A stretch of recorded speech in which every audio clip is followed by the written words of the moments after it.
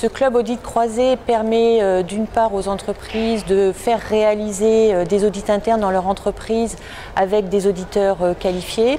Mais par ailleurs, le club permet, au travers de 2 réunions annuelles, permet aux responsables qualité de se retrouver et de partager des expériences. Je suis adhérent depuis 2009 du club d'audit croisé. Donc on en attendait 3 thématiques importantes. La première, c'était tout ce qui était information professionnelle, puisqu'on a besoin de veille, d'expérience et de remontée d'expérience. La deuxième chose, c'était la possibilité d'avoir des formations professionnelles ciblées sur des points précis de tous les systèmes qualité. Et le troisième point, c'est bien sûr sur le terrain, de pouvoir faire des audits croisés, notamment sur tous les processus dans les petites entreprises que l'on ne peut pas gérer soi-même, c'est-à-dire généralement la direction, l'amélioration continue et la HACCP.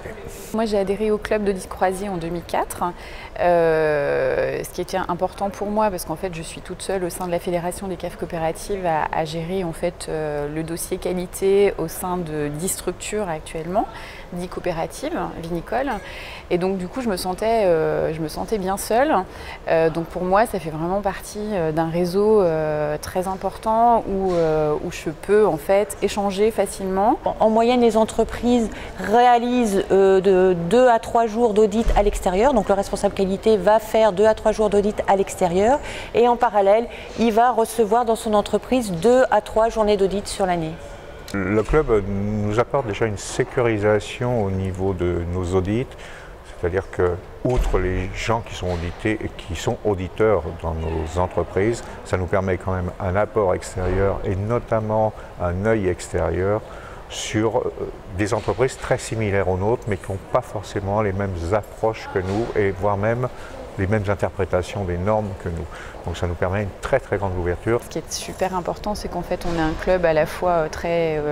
moi j'attache beaucoup à l'aspect convivial, et on se connaît maintenant depuis pas mal d'années.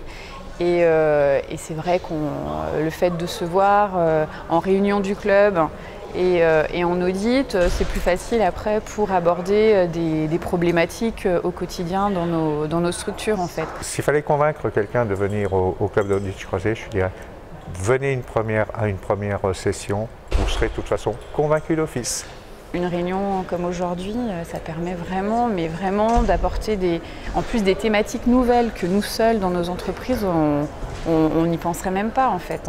Donc c'est sûr que moi le club, il m'apporte depuis 11 ans un bien fou, quoi. On a un petit peu d'historique puisque le club existe depuis le début des années 2000, de mémoire je crois début 2002.